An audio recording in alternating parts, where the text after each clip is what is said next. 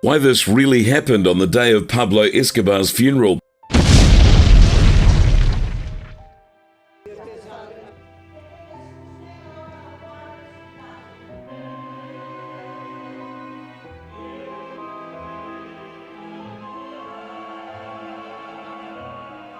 Hold on tight as we delve into the riveting tale of one of history's most notorious figures.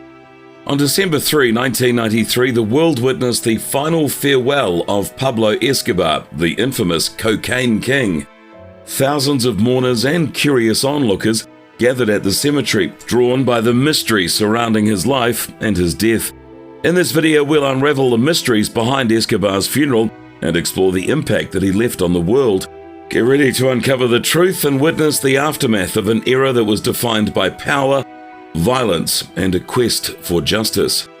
On December 2, 1993, the world bore witness to the final farewell for one of the most notorious figures in history, Pablo Escobar.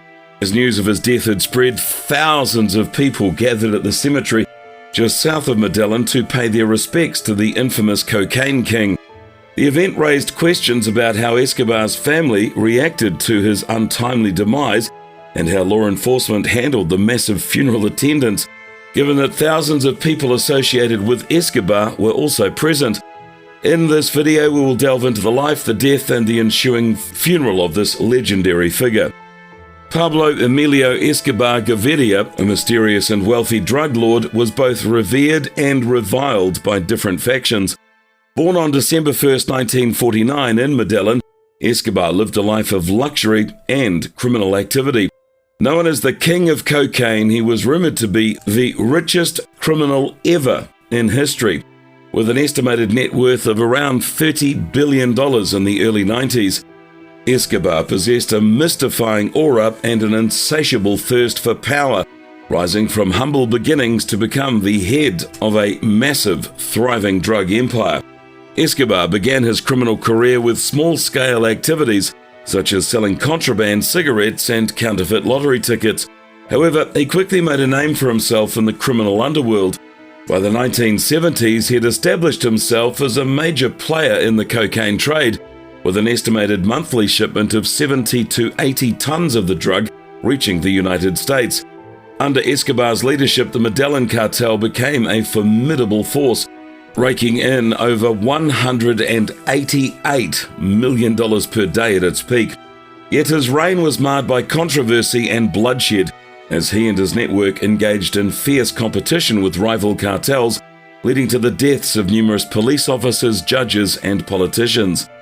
Escobar's perception shifted from hero to criminal in Medellin, despite his alleged contributions to the poor.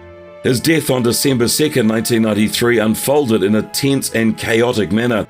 Colombian police intercepted a phone call he had made that led to a dramatic standoff with Escobar. In a climactic confrontation, the search block and the Colombian army closed in on him. Escobar and his bodyguard opened fire, prompting the troops to retaliate, ending both their lives. The news of his death marked the end of a violent era.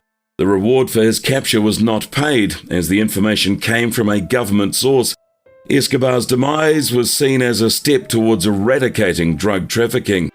Pablo Escobar's death triggered violent power struggles among other drug lords, but it also symbolized the triumph of justice.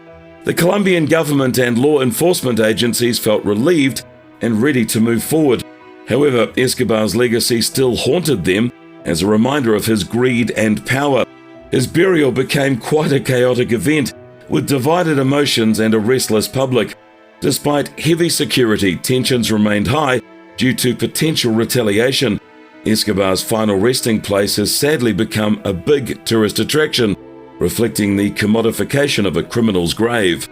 The funeral of the ruthless cartel leader attracted a massive, chaotic crowd, making it difficult for Escobar's family to actually reach his coffin. The burial was rushed, reflecting the controversy surrounding his life. Despite the chaos, people gathered to pay their respects to the legendary figure. Police intervened to maintain order as mourners shouted and attempted to break through. The burial was brief, with prayers cut very short. Attendance estimates vary greatly. Some came out of curiosity to witness the legend of the man who built his drug empire in Medellin. The funeral displayed divided opinions on the drug lord, with detention surrounding President Gaviria's presence. Amid heavy security, an explosion near a shopping center served as a reminder of the danger.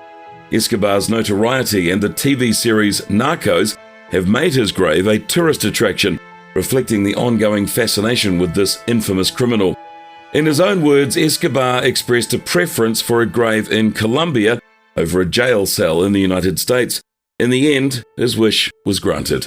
The funeral of Pablo Escobar stands as quite a significant event, commemorating a man who lived a life defined by power, violence, and huge luxury. As one mournful onlooker put it, God willing, this country may now be quieter. Despite the brutality of his crimes and the bloodshed he had caused, Escobar's legacy continues to serve as a cautionary tale of the consequences of a life steeped in violence and crime. The fight against illegal drugs and organized crime persists.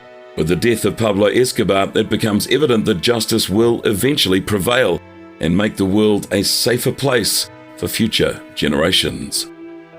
How do you believe the world has changed since the demise of Pablo Escobar? We look forward to your thoughts in the comments below.